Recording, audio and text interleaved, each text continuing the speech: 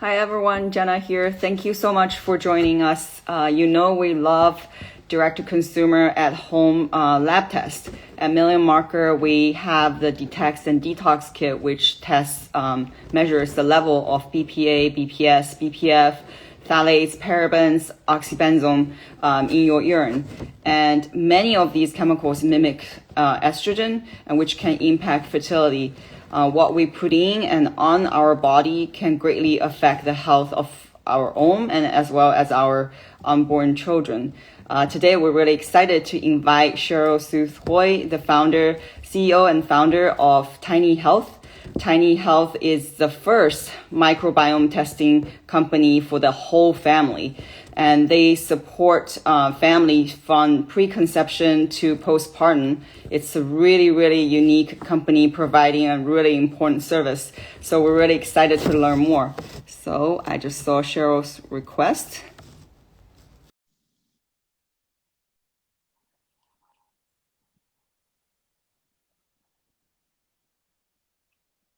Oh, weird. So let me invite her one more time.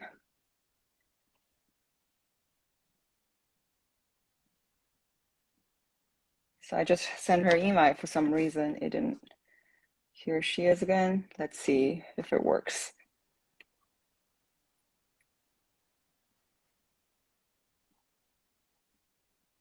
Yep, Instagram malfunction. Let's see. So I clicked on accept. I'm not sure why it's not bringing her up. Let's try one more time.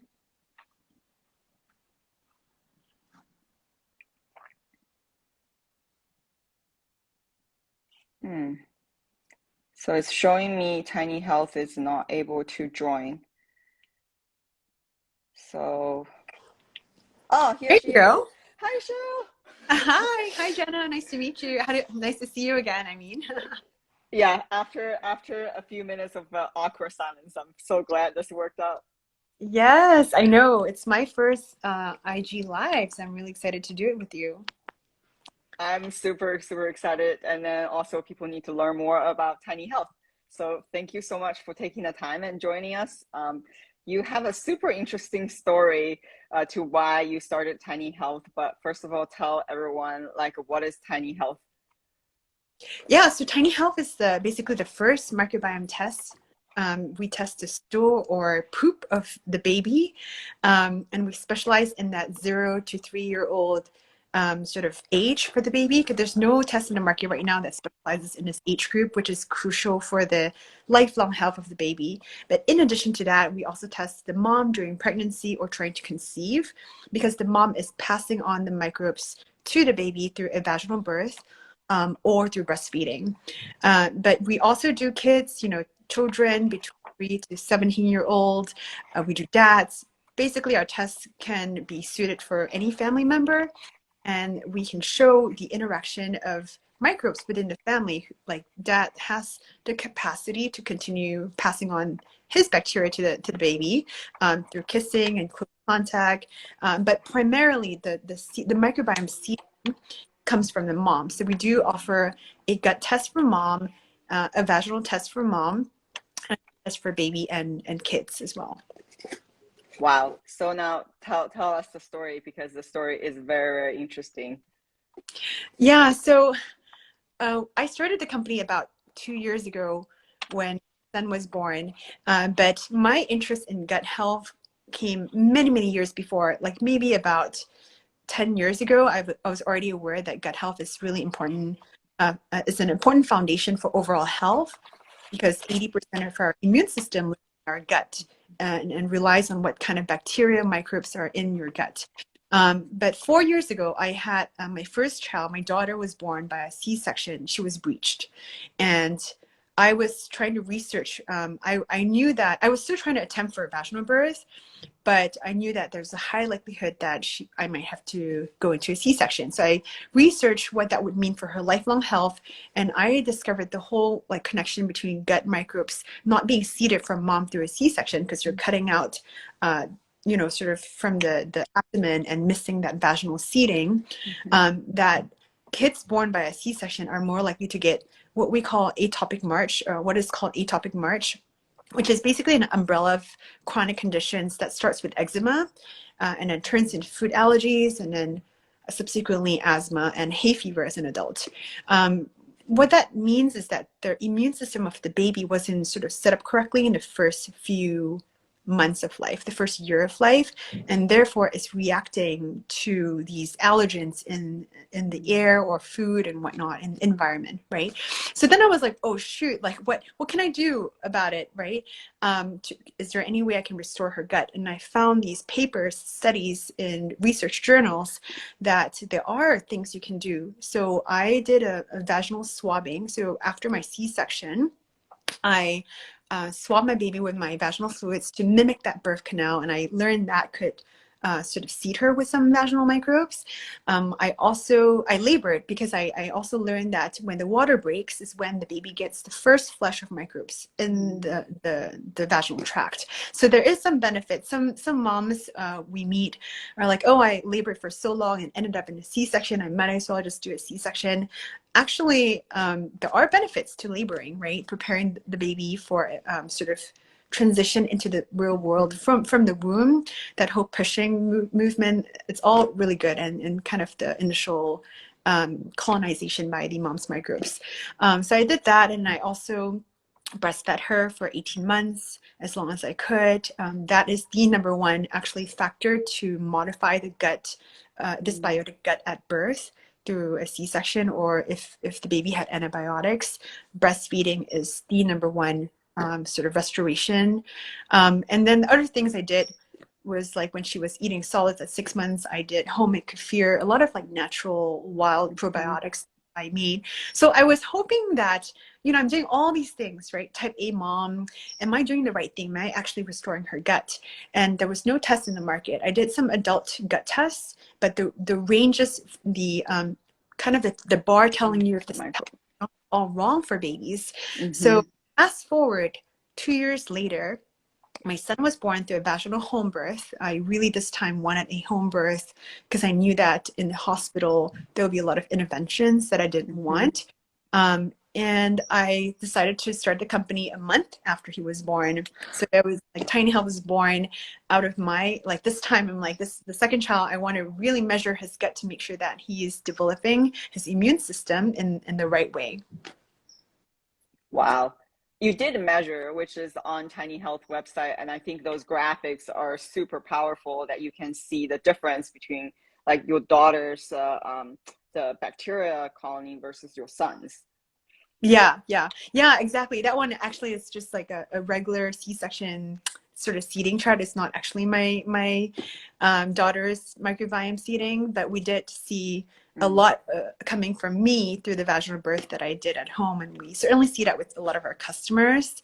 At the hospital, if you had a lot of vaginal exams or sort of some medical intervention, then there is a slightly higher risk for potentially the hospital antibiotic resistant bugs to colonize baby's gut initially, even through a vaginal birth. So even if you had a vaginal birth, it doesn't necessarily like mean that you have a lot of seeding. It really depends on what happens during labor as well.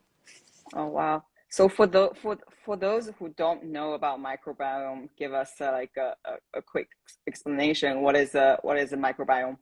Yeah, I know, gut microbiome, gut health. It's kind of a trendy phrase these days, but it's getting. We're really happy it's getting more public recognition because it is. We are made out of 38 trillion microbes. So in our body, it lives in and on our body, our skin, our vaginal, our gut, our oral.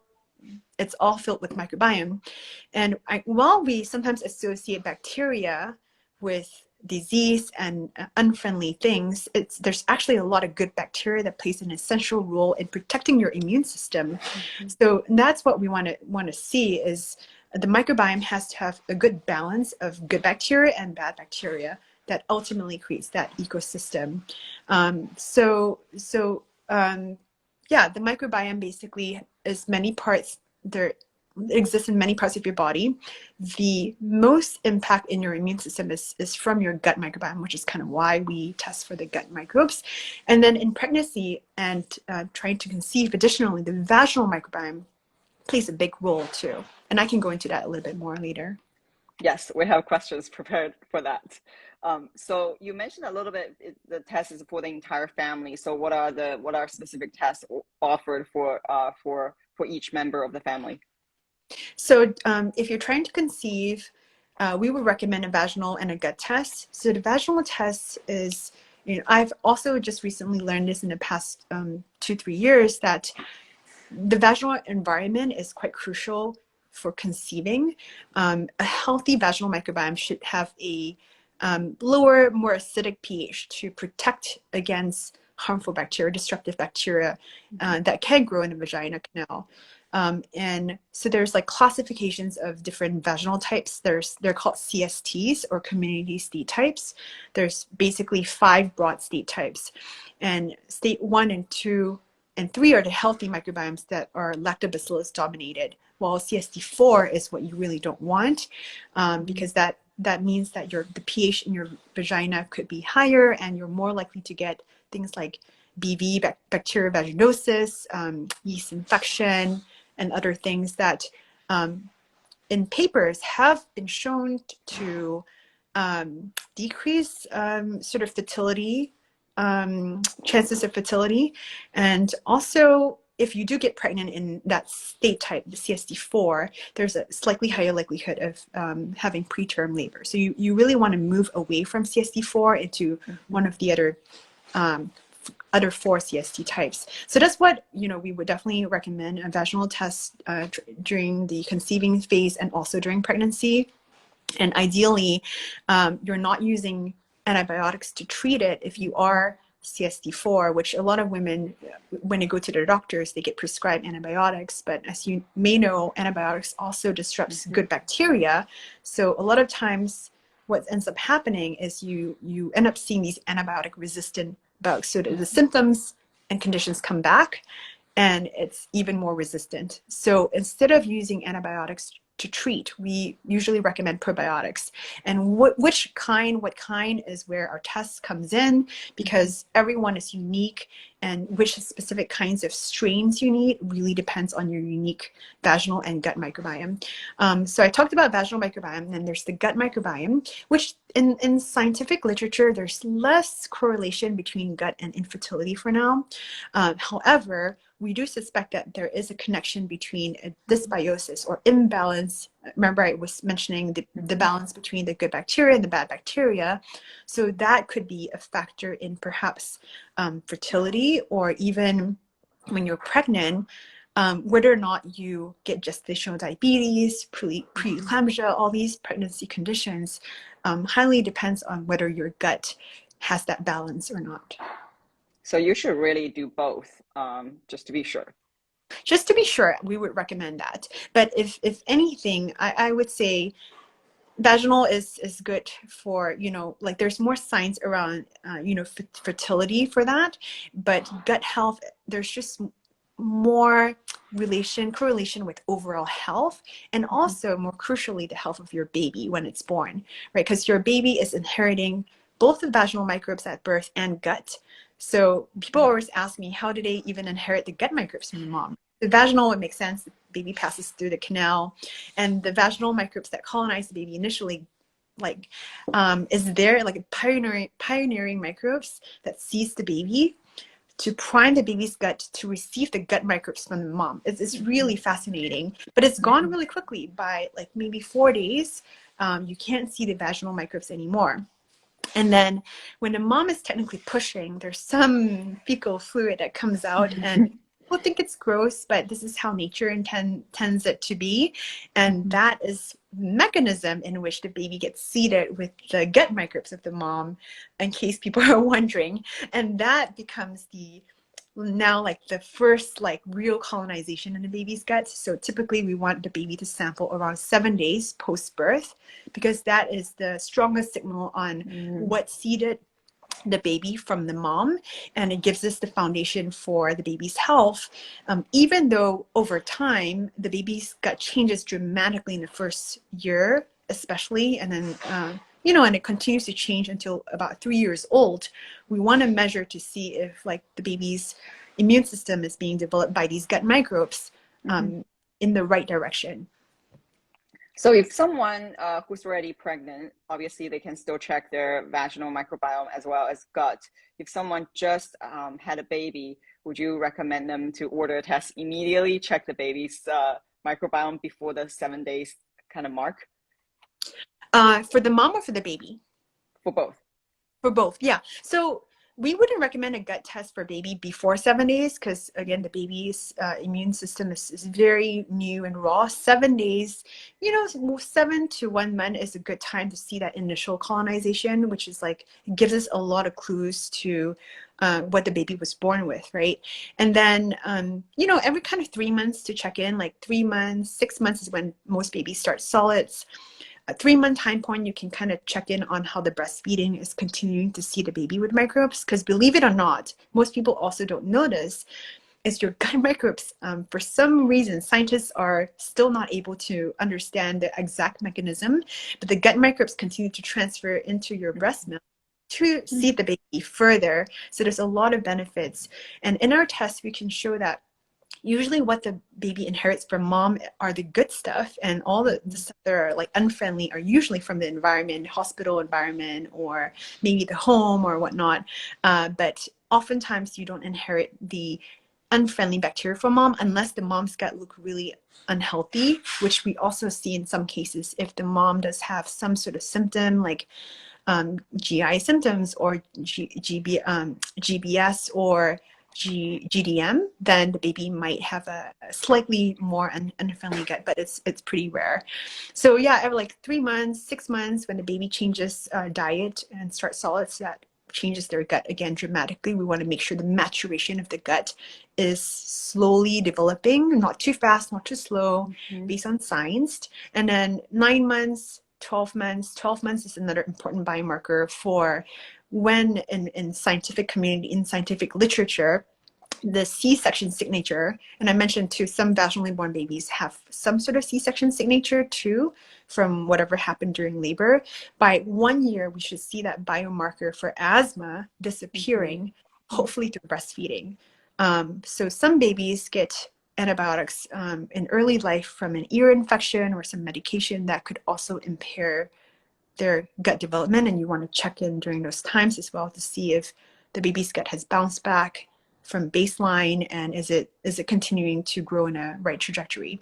So that's for the baby piece. I know it's pretty complicated because the gut microbiome is complex biology. It's not straightforward. And then for the mom postpartum, it becomes less about like how can we optimize the mom's gut for delivery and baby's health, but more like curiosity for mom's health, because we focus so much on baby's health, but mom's health is actually equally important, we feel. So it's good to still check in. We can still see seeding if you're still breastfeeding from the breast milk. So if you again don't have the right microbes because the mom herself was born by a C-section or was formula fed. I just found out I was formula fed too. So I was like, oh no, like what? I mean, it's too late to do anything now. But then follow a really healthy organic diet, non-toxic lifestyle, things like that. So I can still change my lifestyle, my eating habits, the supplements that I'm taking. I'm taking a probiotic right now for Archimensea, which is a bacteria that I'm missing that is good for my gut lining. So there's just things that you can still do to check in on your overall health because you are still, potentially breastfeeding baby or, raising that child in your household. Because you don't want to go into this blinded. That makes this longitudinal tracking and testing frequently really important. So you mentioned a little bit to check maybe every 3 months throughout this process.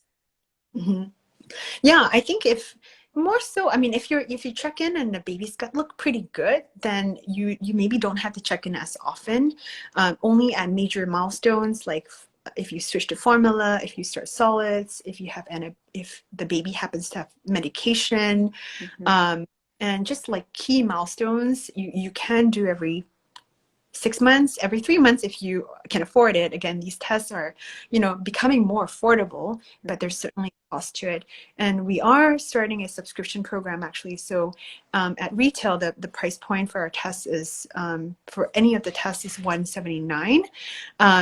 But if you subscribe, then it's I believe it's $139 every 3 months. So you do save a lot, and if you want to check in more frequently.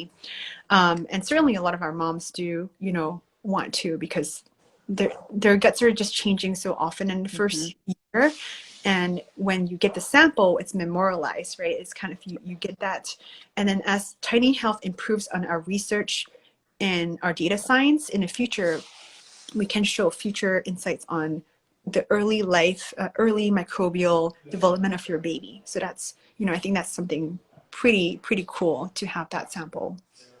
That's super exciting. So now for those who don't know, how do you test your gut microbiome?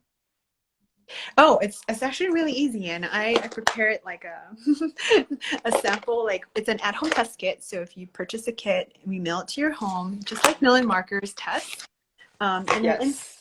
it's a really simple instruction. It's a swab that looks like a cotton swab, pretty much. And unlike other gut tests that I've done, where you need to scoop your poo, it's pretty gross. You can just sample directly from soiled tissue. So really mess-free and easy.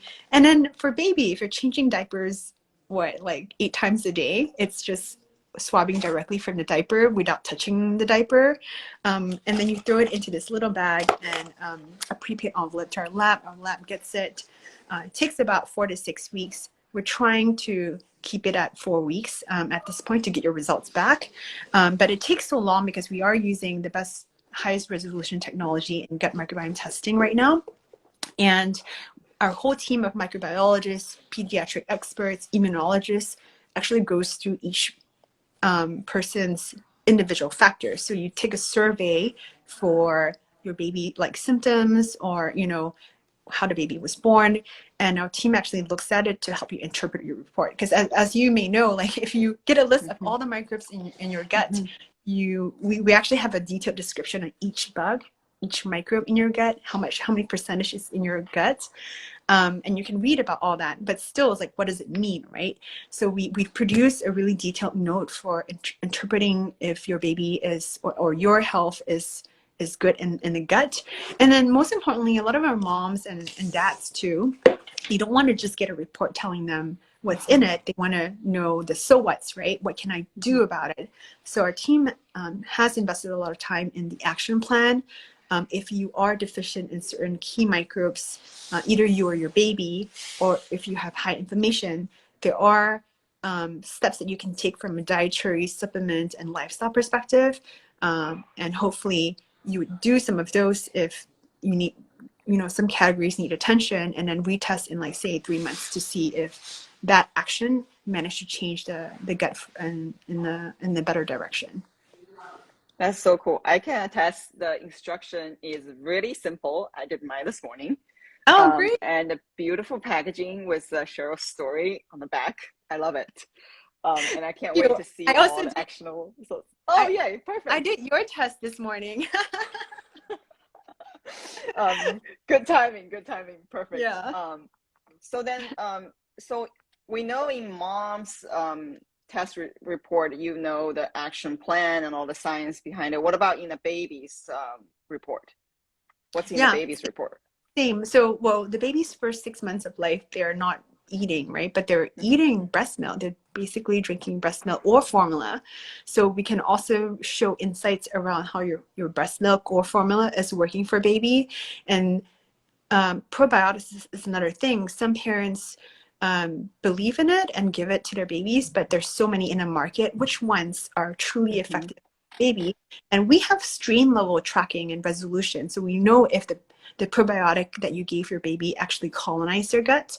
And in the baby, the bifidobacteria probiotics are supposed to colonize, because the breast milk, in fact, the HMOs in breast milk is supposed to feed these bacteria, bifidobacteria, and it's supposed to colonize baby's gut. So you want to see that ideally like 30, 50, 90%. Like my son's gut had 90% Bifidobacteria infantis, either from my breast milk or I gave him 3 weeks of probiotics. This specific strain that I was missing that was quite essential overall.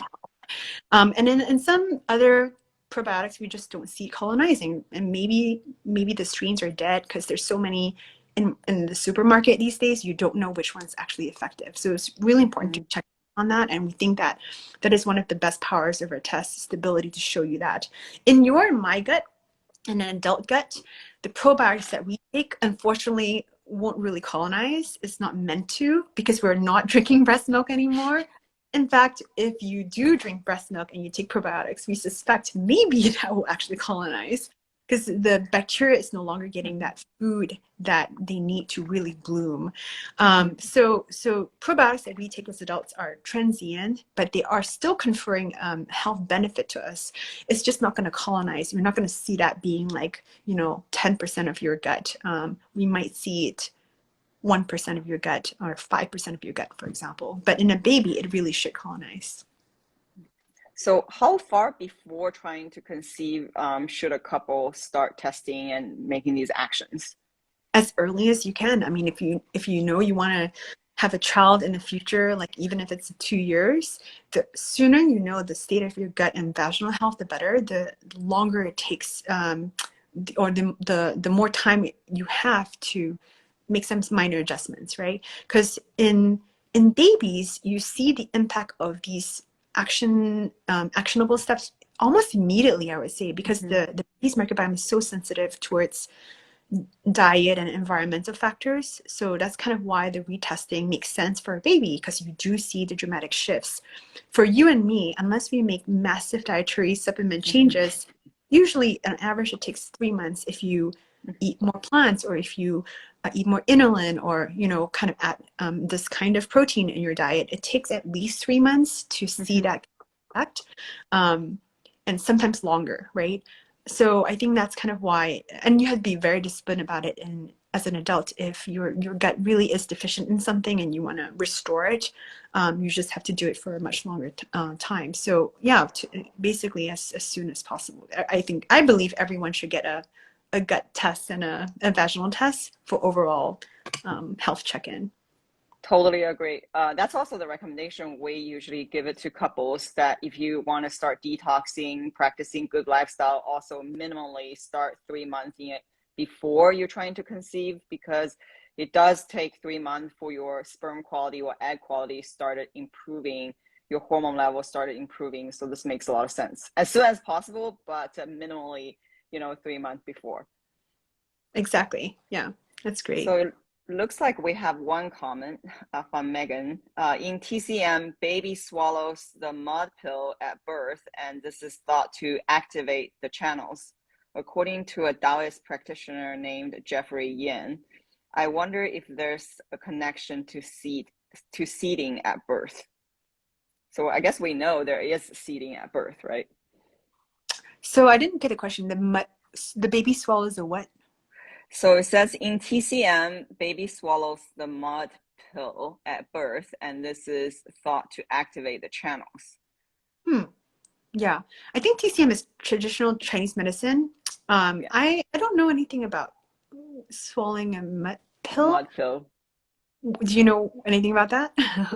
I have no idea. I have Huh. never even heard of the mud pill, but I'm assuming that's also some kind of combo of probiotic. From mom? Not sure. Yeah. But Yeah, the mom would naturally, from your vaginal canal, you're already naturally seeding the baby, right? yes, hopefully. And that's kind of why you don't do a baby bath right after birth, right? You kind of want the baby's natural environment to be kind of like wrapped around them for as long as possible. The vernix is very protective. The white stuff that is on baby is really protective, and it keeps them smelling really, really nice. I didn't bathe both my babies for 1 month after birth, and they smell so good, because really all you end up smelling is the like breast milk, really. So yeah, there's a lot of actually, in fact, if you test with Tiny Health, we have a birth plan. that optimizes microbiome seeding, and just things that there's a birth plan that's kind of guiding you on what are the things that you can do to maximize baby's health. Like delayed cord clamping is another one nutritionally, so that it gets the full iron and blood for that they need for 6 months, because by 6 months breast milk is deficient in that iron, but delayed cord clamping would actually ensure the baby gets all the iron they need for 6 months. Yeah, So, we got one more question. okay. So, should you test your baby before beginning solids For or sure. after? For sure. Oh, Okay. Before. definitely get the baseline before, because solids, you're introducing a lot of different bacteria through foods, which is a good thing, but we want to check in on the baseline of the baby. So ideally, as early as possible, I think in the first 6 months, like I mentioned, the first 7-day sample, or like within the first month, is quite crucial for foundation. And then, but if you miss, okay, like to test just as soon as possible. And then, so yeah, once before solids and once after solids, to see how that change and how that maturation progresses.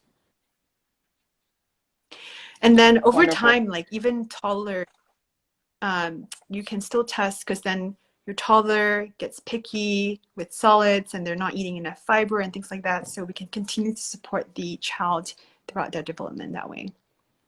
Wow, such great information. So thank you so much for joining us today. So everyone be sure to follow Tiny Health at tiny.health, and then you can learn more about their products and then shop for family microbiome tests and subscribe. Yeah. You can click in the LinkedIn bio and then check it out. Yeah, great. And I don't remember if we actually did we give you a coupon code to share with your followers? Oh, we should definitely get that. Okay, yeah, we'll give you that. I don't remember if we set it up, but yeah, we'll send it to you so you can share with everyone. Awesome. Thank you so much, Cheryl. Thank you Okay, everyone for thanks, joining. Jenna. Talk to you Bye. soon. Bye. That was fun.